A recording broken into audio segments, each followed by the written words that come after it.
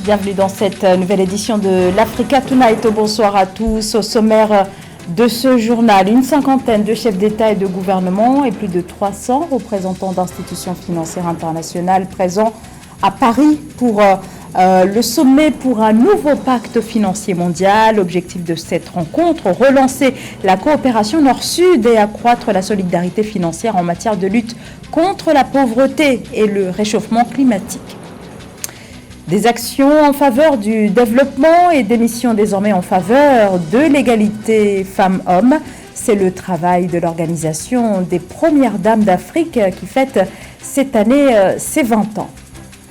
Le Cameroun a vibré au rythme de la fête de la musique célébrée à travers le monde ce 21 juin. Plusieurs événements ont été organisés partout à travers le pays. Reportage à suivre dans ce journal.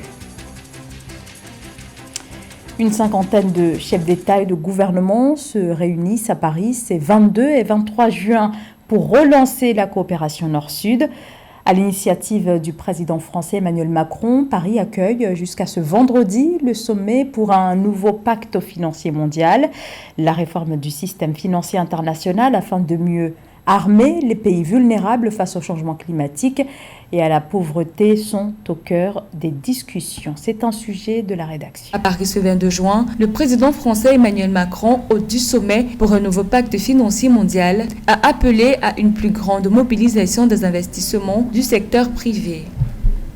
Je ne pense pas qu'on arrivera à changer totalement de système, parce que je sais que c'est l'aspiration de certains, mais je pense qu'on peut le faire beaucoup mieux fonctionner si cet argent et ces liquidités sont au service des progrès de la planète et de ce double défi que j'évoquais, pauvreté et climat-biodiversité. Et donc pour cela, nous avons besoin de mobiliser beaucoup plus de financement privé vers les pays en développement, les pays à revenus intermédiaires, les grands émergents. Et aujourd'hui, le secteur privé n'est pas tout à fait au rendez-vous. Et donc il nous faut, par les discussions qu'on a eues ces dernières années, cristalliser des instruments et au fond de l'innovation financière comme on dit, mais qui a vocation à faire quoi ?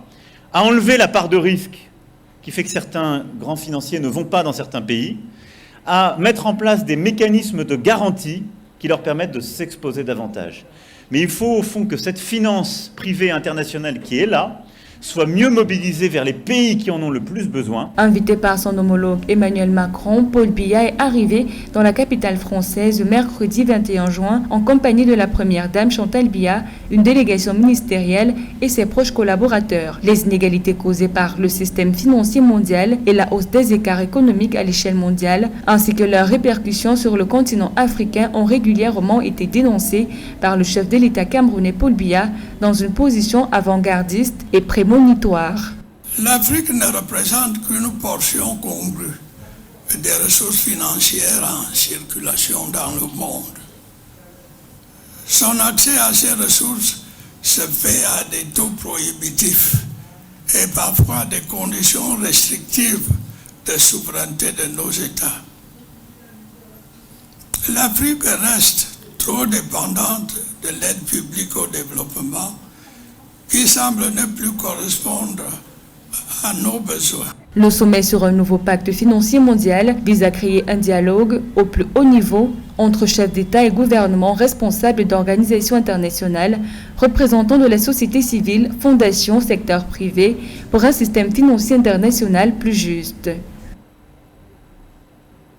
Dans le cadre de ce sommet, le Fonds monétaire international a annoncé ce jeudi l'atteinte de l'objectif de mobilisation de 100 milliards de dollars par le biais de la réallocation de droits de tirage spéciaux au profit des populations les plus vulnérables.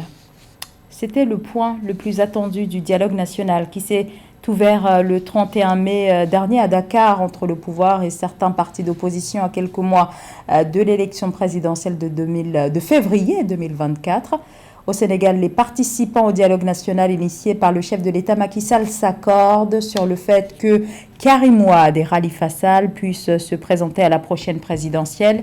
La commission politique du dialogue national s'est prononcée en faveur de la participation de Karim Wade du Parti démocratique sénégalais, qui avait été condamné en 2015 pour enrichissement illicite, et de Khalifa Sall, ancien maire de Dakar, en 2018 pour escroquerie sur les deniers publics. Les conclusions du dialogue attendues au plus tard ce 24 juin devront être validées par le président de la République. La junte malienne au pouvoir dépose une plainte contre la MINUSMA, la force de maintien de la paix des Nations Unies. Cette démarche intervient à la suite d'un rapport du Haut Commissariat de l'ONU aux droits de l'homme, fondé sur une enquête de la division des droits de l'homme de la MINUSMA, accusant les troupes maliennes et leurs alliés d'avoir massacré des centaines de personnes à Moura en mars 2022. Samantha Saberou Saboubanga. À la suite de la publication du rapport du Haut Commissariat des Nations Unies aux droits de l'homme faisant état de prétendus faits et exactions commis sur des populations civiles par les forces armées maliennes FAMA lors d'une mission aéroportée à Moura, les autorités maliennes ont déposé une plainte pour espionnage contre la mission onusienne. C'est ce qui ressort d'un communiqué du procureur général près de la cour d'appel de Bamako, rendu public le 19 juin 2023. Je pense que le fait d'acter pour porter plainte contre l'ONU, une mission de l'ONU dans les exactions de Moura pour espionnage, parce que je crois qu'il y a, lors d'un communiqué, l'État malien avait déploré le fait qu'ils aient été épiés par des satellites, etc., dans le cadre de l'affaire de Moura. Alors, donc, il est bien que l'État malien porte plainte pour espionnage parce que son intégrité territoriale a été violée. Sa souveraineté a été violée quelque part. S'ils ont vraiment les preuves de ce qu'ils avancent. Le gouvernement malien a rejeté le contenu du rapport et a annoncé l'ouverture d'une enquête contre les rapporteurs onusiens pour espionnage, atteinte à la sûreté et extérieure de l'État, des crimes réprimés par le Code pénal. Des faits prévus et punis par les dispositions de plusieurs articles du Code pénal malien selon le parquet. Porter plainte devant la justice de Bamako, la Cour de justice de Bamako. Est-ce que cette Cour de justice est compétente pour juger de cette affaire qui implique l'international? Parce que dans le monde entier, je pense que c'est la Cour pénale internationale qui est habilitée à juger des crimes de guerre et des crimes d'espionnage entre les États. D'un autre niveau, il y a les États-Unis qui ont fait de telle sorte que leur justice ait la capacité de juger tout crime à travers le monde. Maintenant, est-ce que le parquet de Bamako a la compétence pour juger de cette affaire? D'où la grosse équation à résoudre. Ce rapport révèle que plus de 500 civils auraient été tués entre le 27 et le 31 mars 2022 par les FAMA et des personnels militaires étrangers considérés par les chancelleries occidentales comme des membres de la compagnie de sécurité privée russe Wagner. De leur côté, les groupes armés signataires de l'accord de paix de 2015 montrent de plus en plus leur désaccord vis-à-vis des autorités de Bamako au sujet notamment du départ de la MINUSMA exigée par la junte. Les groupes armés considèrent que le retrait de la mission onusienne serait un coup fatal porté délibérément contre l'accord. Les groupes armés signataires de l'accord de paix de 2015 qui, par ailleurs, concernant le référendum, indiquent que le vote n'a pas eu lieu dans la région de Kidal, au centre du Mali, dénonçant un texte qui ne prendrait pas suffisamment en compte l'accord de paix de 2015. Les groupes armés ont refusé la tenue du scrutin dans les zones qu'ils contrôlent. Pour rappel, seulement 38% des 8,4 millions d'électeurs maliens se sont déplacés pour voter le 18 juin dernier. L'Organisation des Premières Dames d'Afrique célèbre ses 20 ans, une organisation qui, 2 décennies après sa création, réaffirme son engagement en faveur du développement à travers des actions menées auprès des populations dans le besoin. L'Organisation des Premières Dames qui milite également en faveur de l'égalité femmes-hommes, qui doit nécessairement passer par la lutte contre la discrimination liée au genre. Reportage d'Eva Ponce. La présidente de l'Organisation des Premières Dames d'Afrique pour le développement Monica Gengo a lancé la campagne intitulée « Nous sommes tous égaux » samedi 17 juin 2023 à Kinshasa. Une initiative à l'échelle du continent axée sur la santé, l'éducation, la violence sexiste et la participation économique. Dit qu'environ 130, ça va prendre... On estime qu'il faudrait 135 ans pour atteindre la parité femmes-hommes, mais nous ne disposons pas de ce temps.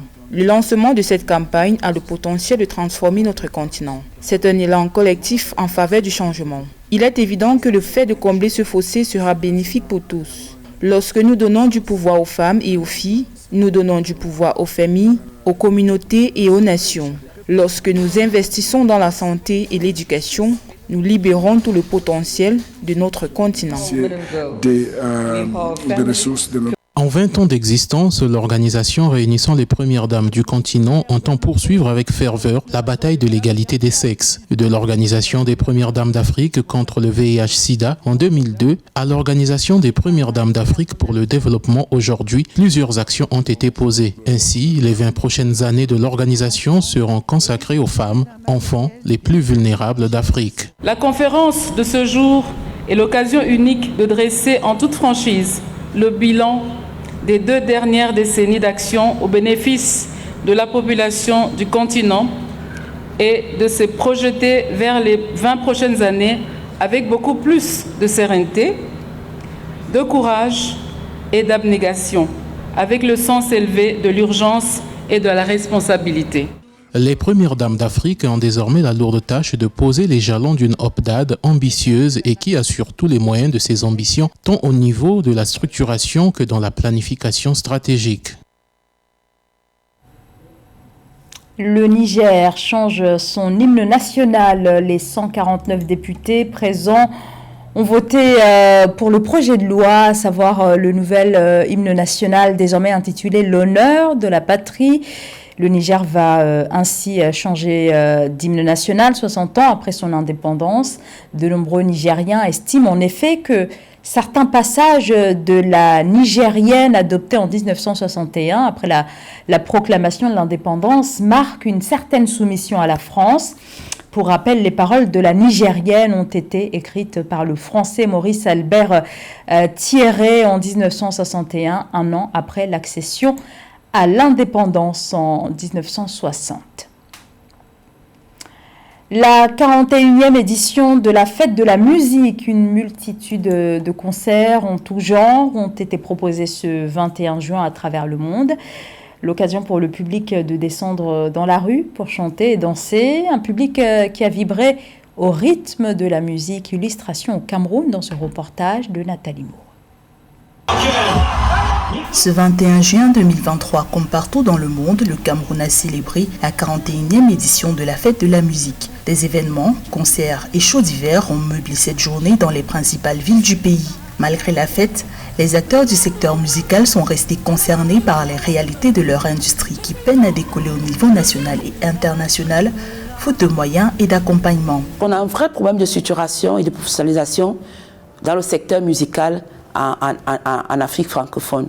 Les artistes camerounais sont déterminés à faire entendre leur voix malgré le contexte difficile. Des initiatives se multiplient pour faire émerger et promouvoir de nouveaux talents. C'est le cas de la 6e édition du Salon international des voix de femmes qui s'est tenue du 13 au 17 juin 2023 à Yaoundé et Douala. La plateforme annuelle liée au projet Escale Bantu Music Export plaide pour une plus grande inclusion des femmes dans l'industrie musicale africaine globalement. Beaucoup de femmes artistes se plaignaient de ce qu'elles ont vécu, des violences qu'elles ont vécues et tout. On s'est dit, bon, ça sera notre combat. Vraiment, ça, c'est ça le Escale Bantu. Et après, on a une grosse plateforme d'échange et de rencontres entre les professionnels les plus importants de l'industrie musicale en Afrique et les artistes. Au Cameroun, seuls 36,07% des artistes musiciens assurent vivre pleinement de leur art, indiquent des données officielles. En août 2022, plus de 340 millions de francs CFA d'arriérés en droits d'auteur et droits voisins ont été redistribués à 685 artistes musiciens, producteurs et éditeurs de musique officiellement répertoriés dans les 10 régions du pays. Du sport maintenant avec le championnat arabe d'athlétisme senior qui se poursuit à Marrakech. Cette 23e édition se tient jusqu'au 24 juin au Maroc. Au total, ce sont 250 athlètes issus de 16 pays arabes qui sont présents à ce championnat. Émirats arabes unis, Arabie saoudite, Somalie, Irak, Koweït ou encore le Yémen. Et bien d'autres encore sont représentés. Le point avec Eugène Chemar. Le grand stade de Marrakech accueille depuis le 20 juin les épreuves du 23e championnat arabe d'athlétisme senior. L'événement est organisé par la Fédération royale marocaine d'athlétisme en partenariat avec l'Union arabe d'athlétisme. Le Maroc, nation la plus titrée dans l'histoire de cette compétition avec 108 médailles, espère conserver sa suprématie. Des athlètes marocains ont remporté des médailles à la première journée.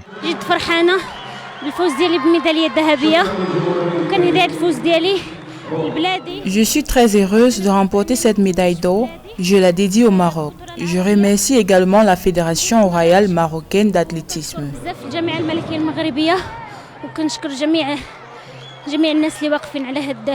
La compétition regroupe cette année plus de 250 athlètes masculins et féminins représentant 16 nations arabes. Le 23e championnat arabe d'athlétisme senior est qualificatif au championnat du monde d'athlétisme 2023, prévu en août à Budapest en Hongrie, ainsi qu'aux Jeux olympiques de Paris, prévus du 26 juillet au 11 août 2024. Je suis très heureuse d'avoir remporté la médaille de bronze. Je félicite également mon ami pour sa médaille d'or. Le championnat arabe d'athlétisme senior permet de révéler des talents sportifs dans les différentes épreuves. Cette année, la compétition reconnue par World Athletics regroupe quelques 23 épreuves. C'était le journal de la rédaction. Merci de votre fidélité. L'information continue sur Africa 24.